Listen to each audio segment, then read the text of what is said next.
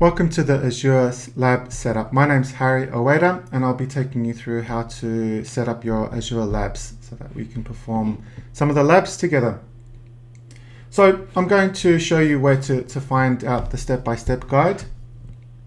So you don't have to watch this video if you prefer to follow instructions instead of watching it via the video. So let's go to the actual page on your canvas. If you go to this is the home page. Yours might look a bit different because I'm on a trainer's part of the canvas. But you should go to modules, and you should be able to see some of the units here. Actually, I'll go through student view. We'll see how you can find it your way. So this is what you'll be seeing here. I'm just going to zoom it in so you can have a closer look.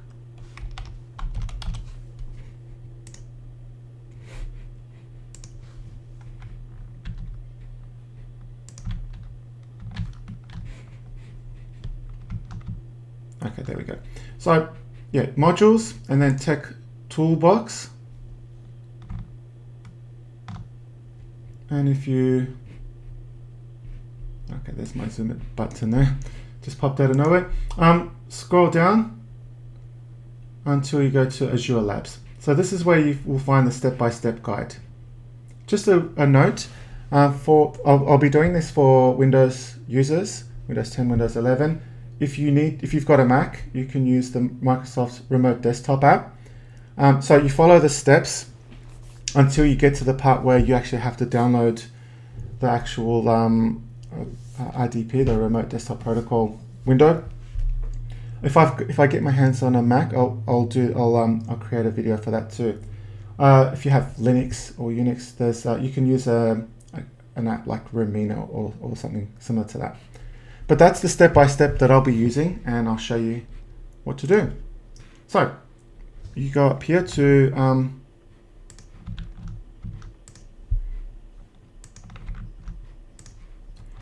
trying to make this a bit easier on the real estate here. Okay, yep. So labs.azure. There we go, up here. And let's click enter on that one. And if you're already a user, which you should be we're going to click on sign in, and I'm going to use my Swinburne account. So you'll be using something like your student number at Swinburne. Don't select any of your other either business accounts or other access accounts. You'll be using your Swinburne. Click on that. You might have to put your password in, your multi-factor authentication, but what will happen is you just sign in, get to the server, your Azure Lab, and yep, you should get something like this. Okay, that's a screen you might get. If you don't, there's a little the icon down here, your virtual machine there. You should be it might appear on the top right corner somewhere here. It might be like something like that there. Once you clicked on that button, if this appears on your screen straight away, click this little icon over here. But first, before you click on that, actually, we need to run. It's stopped at the moment. So let's start it, and this will take about 3 to 4 minutes to load. So while we're waiting, I'll need to mention to you that once you've finished your labs, it is really important that you unselect that radio button. Click on a stop. You only have 20 hours of lab time, which should be plenty for the labs that you're doing.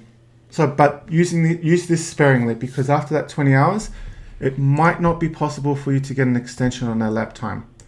So don't forget to stop that. Really, really important. I'm going to just pause now because it will take about 3 to 4 minutes. I'll be back shortly. For some reason, it decided to shut down again. It had stopping. So if it does do that and comes to a complete stop, click that button again. I think I must have accidentally clicked that. So just make sure that it's got the starting little Cheerio button there, or wagon wheel, whatever you call that, and make sure it has starting.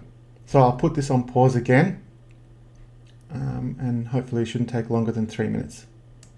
Okay, excellent. So we've got the running information here. So it's running now, that's what we're after. If you accidentally click that, it'll go to the stopping function, and that will take another 3-4 minutes, and then you select start again. So yeah, it's a bit annoying, but just make sure that that's running. Once you've got that as running, that's it, you're on. You've got the timer, so you're starting to use your valuable 20 hours. But this is what we're after here. We want to click on this icon here. So let's click on it, and we'll get a little download option here. We want to keep it. I know this got some error messages and things like that. This one will pop up as well. So this is publisher. Usually in a production environment, we should be a little bit more secure, but we are in a learning area. So not everything's going to be as secure as we'd like to be, but just take note that in reality, we would want the security here to be much more powerful. So we'll enter our credentials.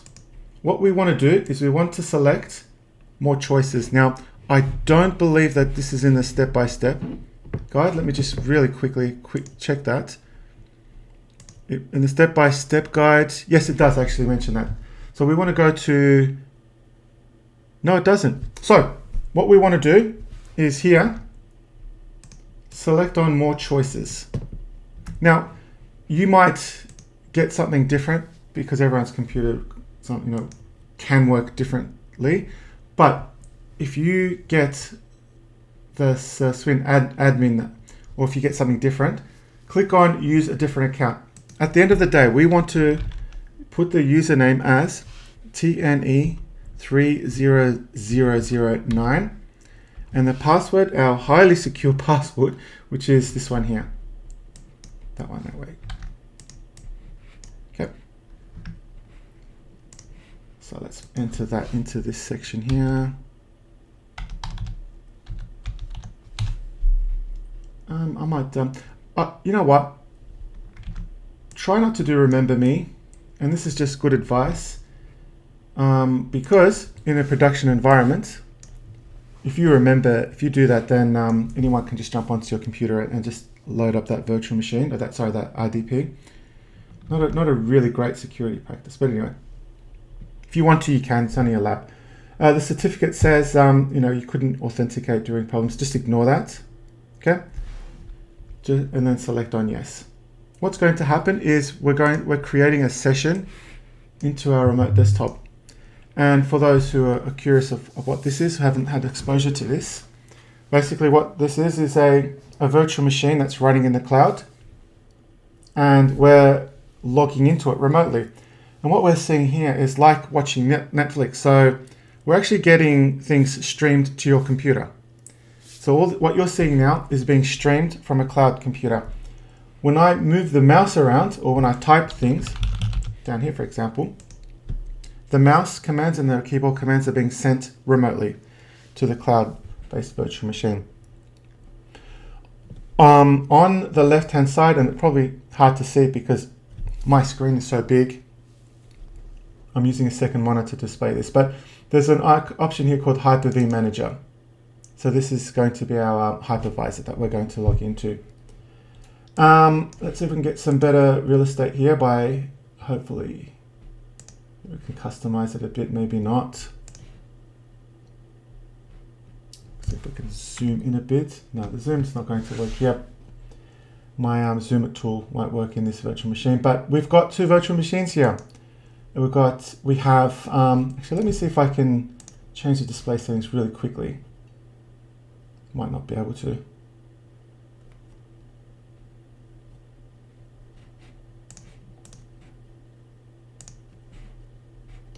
Well, I don't think we can.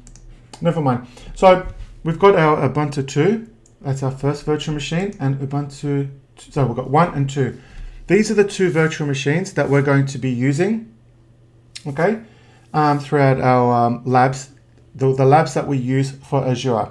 There are other labs and other tools and technologies we'll be using, but when we get to that stage, I'll do another live demonstration on how to, another recorded demonstration on how to set those labs up. All right, so now because I'm spending my bit of my 20 hours, and that's it. That's the end of the setting up the lab.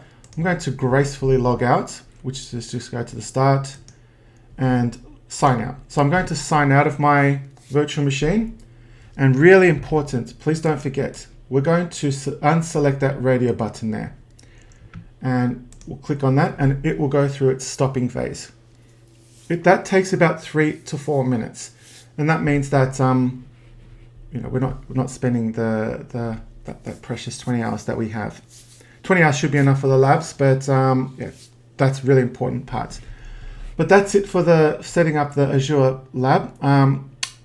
Please ask questions, or if you're running into any issues, go into your respected groups and ask the questions there.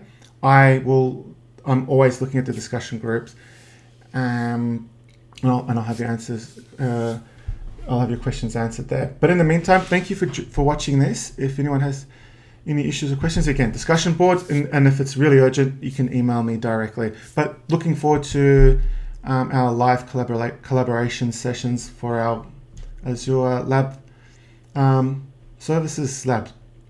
So on that, thank you for watching and looking forward to seeing you soon.